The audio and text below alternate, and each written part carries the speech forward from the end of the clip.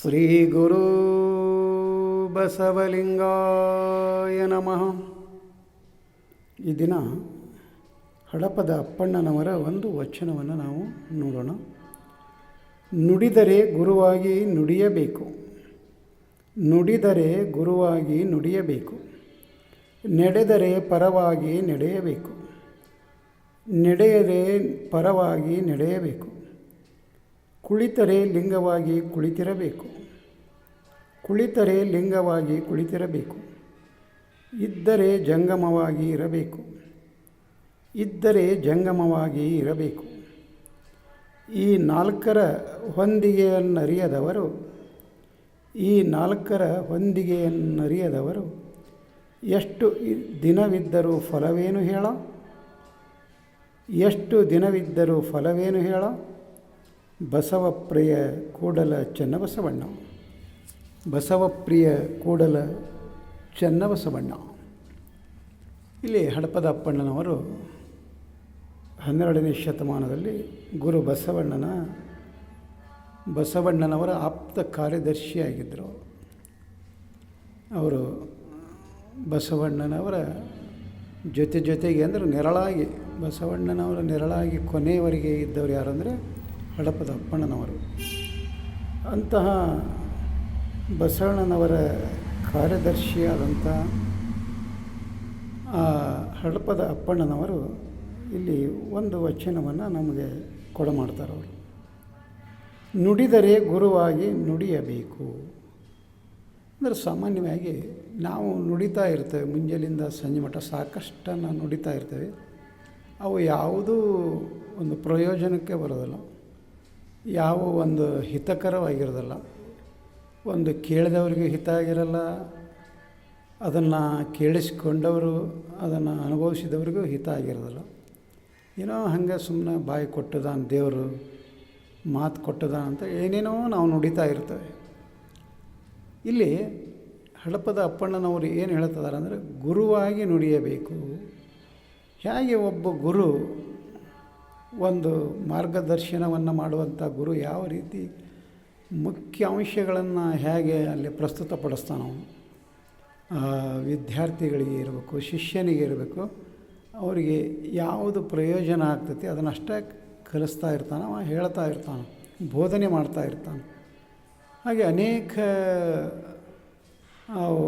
ಕೆಲಸಕ್ಕೆ ಬಾರದ ಮಾತುಗಳನ್ನು ಆಡಿ ಆತ ಗುರು ಅನ್ನಿಸ್ಕೊಳೋದಿಲ್ಲ. ಅವ ಆ ಶಿಷ್ಯನಿಗೆ ಏನು ಹಿತ ಆಗ್ತತಿ, ಆತ ಯಾವ ರೀತಿ ಒಬ್ಬ ಉತ್ತಮ ಶಿಷ್ಯ ಆಗ್ತಾನೆ, ಆತ ಹೇಗೆ ತನ್ನ ನಡೆನುಡಿಯನ್ನು ರೂಪಿಸ್ಕೊಳ್ತಾನೆ ಅನ್ನೋದು ಆ ಗುರುವಿನ ಒಂದು ಬೋಧನೆ ಮೇಲೆ ನಿಂತಿರ್ತದೆ.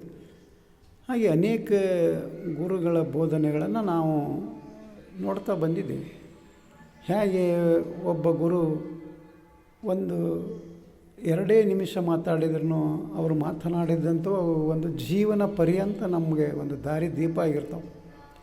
ಹಾಗೆ ಇನ್ನೂ ಅನೇಕರು ತಾಸುಗಂಟ್ಲೆ ಮಾತಾಡಿರ್ತಾರೆ, ತಾಸುಗಂಟ್ಲೆ ಭಾಷಣ ಮಾಡಿರ್ತಾರೆ, ತಾಸುಗಂಟ್ಲೆ ಪ್ರವಚನ ಮಾಡಿರ್ತಾರೆ. ಆದರೆ ಆ ಸ್ಥಾನದಿಂದ ಎದ್ದು ಹೊರಗೆ ಬಂದ ಮೇಲೆ ಅವು ಏನು ಒಂದು ಅರ್ಥನ ಆಗೋದಿಲ್ಲ, ಏನು ಹೇಳಿದ್ರು ಅಂತನೂ ಗುರುತು ಆಗೋದಿಲ್ಲ. ಆದರೆ ಲಿಂಗಾನಂದ ಮಹಾಸ್ವಾಮೀಜಿಯವರು, ಪೂಜ್ಯ ಮಾತೆ ಮಹಾದೇವಿ ಅಂತವರು, ಅವರು ನುಡಿದದ್ದು ಯಾವ ರೀತಿ ನುಡಿದು ಹೋದರು, ಅವರು ಯಾವ ರೀತಿ ವಚನದ ಪ್ರಚಾರವನ್ನು ಬಿತ್ತಿದರು, ಬೆಳೆಸಿದರು, ಯಾವ ರೀತಿ ಶಿಷ್ಯರ ಒಂದು ಮನದಲ್ಲಿ ಅವರು ಉಳ್ಕೊಂಡ್ರು ಅಂತ ಕೇಳಿದಾಗ ಅವರು ಮಾಡಿದಂಥ ಪ್ರವಚನಗಳು ಅವರು ಎಷ್ಟೇ ನಿಮಿಷ ಮಾಡಿದರೂ ಸಹಿತ ಅವು ಒಂದು ಮನಸ್ಸಿನಲ್ಲಿ ಸ್ಥಿರಸ್ಥಾಯಿಯಾಗಿ ಉಳ್ಕೊಂಡ್ಬಿಡ್ತಾವೆ. ಹಾಗೆ ಇಲ್ಲಿ ಹಡಪದ ಅಪ್ಪಣ್ಣನವರೇನು ಹೇಳ್ತಾರೆ, ನುಡಿದರೆ ಗುರುವಾಗಿ ನುಡಿಯಬೇಕು ಅಂತ ಹೇಳ್ತಾರೆ. ಹಾಗೆ ಒಂಥರ ಗುರುವಿನಂತೆ ನುಡಿಬೇಕು ಅಂತ ಹೇಳ್ತಾರೆ. ಹಾಗೆ ಮುಂದೆ ಏನು ಹೇಳ್ತಾರೆ, ನಡೆದರೆ ಪರವಾಗಿ ನಡೆಯಬೇಕು. ಅಂದರೆ ಒಂದು ನಡೆ ಇತ್ತು ಅಂದರೆ ಅಲ್ಲಿ ಒಂದು ಸತ್ಯದ ಪರವಾಗಿ, ಒಂದು ನಿಜದ ಪರವಾಗಿ ಅವರು ನಡಿಬೇಕು. ಆ ರೀತಿ ನಡೆದಾಗ ಅವರು ನಡೆದಂಥ ಒಂದು ನೋಡಪ್ಪ ಈ ರೀತಿ ನಡೀತಾ ಇದ್ದಾನ ಮನುಷ್ಯ, ಎಷ್ಟು ನ್ಯಾಯ ನಿಷ್ಠೂರಿ ಇದ್ದಾನವನು, ಹಾಗೆ ಒಂದು ಯಾವುದಕ್ಕೂ ಅವನ ನಡೆಯಲ್ಲಿ ಒಂದು ಕಳಂಕ ಇಲ್ಲ, ಯಾವ ರೀತಿ ಆತ ಒಂದು ಬದುಕನ್ನು ಸವಿಸ್ತಾನ ಅನ್ನೋದನ್ನು ನಾವು ಆಡು ಮಾತಿನಲ್ಲಿ ಕೇಳ್ತಾ ಇರ್ತೇವೆ. ಹಾಗೆ ನಡೆದರೆ ಪರವಾಗಿ ನಡೆಯಬೇಕು ಅಂತ ಹೇಳ್ತಾರೆ. ಹಾಗೆ ಮುಂದೆ ಏನು ಹೇಳ್ತಾರೆ ಅವರು, ಕುಳಿತರೆ ಲಿಂಗವಾಗಿ ಕುಳಿತಿರಬೇಕು. ಒಂದು ಹೇಳಿದರೆ ಕುಳಿತುಕೊಂಡ್ರೆ ಅಲ್ಲಿ ಸಾಮಾನ್ಯವಾಗಿ ನಾವು ಹೇಳ್ತಾ ಇರ್ತಾರೆ, ದೇವ್ರಂಗೆ ಕುತ್ಗ ಅಂತ ಹೇಳ್ತಿರ್ತಾರೆ. ಯಾವರ ಹುಡುಗರು ಮಕ್ಕಳು ಗಲಾಟೆ ಮಾಡ್ತಾ ಇದ್ರು ಅಂದರೆ ಅವ್ರಿಗೇನು ಹೇಳ್ತಾರೆ ಅಂದರೆ, ಸುಮ್ಮನೆ ದೇವ್ರಂಗೆ ಕುತ್ಗ ಒಂದು ಸ್ವಲ್ಪ ಅಂತಾರೆ. ಅಂದರೆ ದೇವ್ರು ಹೆಂಗೆ ಸುಮ್ಮನೆ ಕುಂತಿರ್ತಾನ ಅಂತ ಹೇಳಿ ಹೇಗೆ ಸುಮ್ಮನೆ ಕುಂತಿರ್ತಾನಲ್ಲ ಅವನು ಆ ದೇವರ ಮೂರ್ತಿ, ಹಾಗೆ ಕುಳಿತುಕೊಂಡ್ರೆ ಆತ ಲಿಂಗವಾಗಿ ಕುಳಿತುಕೊಳ್ಳಬೇಕು ಅನ್ನೋದನ್ನು ಇಲ್ಲಿ ಹಡಪದ ಅಪ್ಪಣ್ಣನವರು ಹೇಳ್ತಾ ಇದ್ರು. ಹಾಗೆ ಮುಂದೆ ಹೇಳ್ತಾರೆ, ಇದ್ದರೆ ಜಂಗಮವಾಗಿ ಇರಬೇಕು. ಹಾಗೆ ಒಂದು ಸಮಾಜದಲ್ಲಿ ಇದ್ದರೆ ಒಬ್ಬ ಉತ್ತಮ ಪ್ರಜೆಯಾಗಿ ಉತ್ತಮ ಶರಣನಾಗಿ ಆತ ಇದ್ದಾಗ ಒಂದು ಆ ಸಮಾಜಕ್ಕೆ ಒಂದು ಮಾರ್ಗದರ್ಶನ ಆಗ್ತಿರ್ತೈತಿ. ಆತ ಆ ಸಮಾಜದಲ್ಲಿ ಆ ಜಂಗಮ ನಡೆದಾಡ್ತದ ಅಂದರೆ ಏನೋ ಒಂದು ಶಕ್ತಿ ಅಡ್ಡಾಡ್ದಂಗೆ ಆಗ್ತಿರ್ತದೆ. ಹಾಗೆ ಅಲ್ಲಿ ಏನು ಮಾಡಬೇಕಂದ್ರೆ ಅಲ್ಲಿ ಇದ್ದರೆ ಜಂಗಮನಂತೆ ಇರಬೇಕು ಅಂತ ಹೇಳ್ತಾರೆ.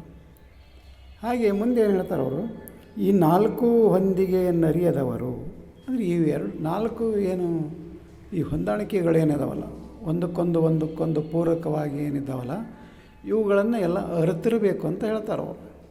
ಅಲ್ಲಿ ನುಡಿದರೆ ಗುರುವಾಗಿ ನುಡಿಬೇಕು, ನಡೆದರೆ ಪರವಾಗಿ ನಡಿಬೇಕು, ಕುಳಿತರೆ ಲಿಂಗವಾಗಿ ಕುಳಿತಬೇಕು, ಇದ್ದರೆ ಜಂಗಮವಾಗಿರಬೇಕು. ಹಾಗೆ ಈ 4 ತಿಳಿದಿರಬೇಕು, ಇವುಗಳನ್ನು ಅರಿತಿರಬೇಕು ಅಂತ ಹೇಳ್ತಾರೆ ಅಲ್ಲಿ ಹಡಪದ ಅಪ್ಪಣ್ಣನವರು.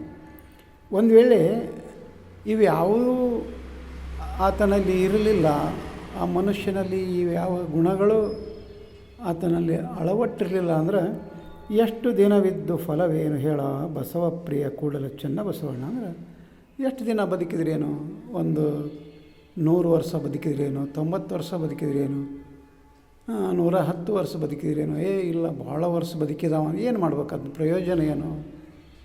ಆತನಿಂದ ಏನಾದರೂ ಒಂದು ಪ್ರಯೋಜನ ಆಗಬೇಕಲ್ಲ, ಸಮಾಜಕ್ಕೆ, ಊರಿಗೆ, ಮನೆಗೆ, ಏನಾದರೂ ಒಂದು ದೇಶಕ್ಕೆ ಏನಾದರೂ ಒಂದು ಆಗಬೇಕಲ್ಲ. ಇಲ್ಲದೆ ಹೋದರೆ ಎಷ್ಟು ದಿನ ಬದುಕಿ ಏನು ಮಾಡೋದೈತಿ?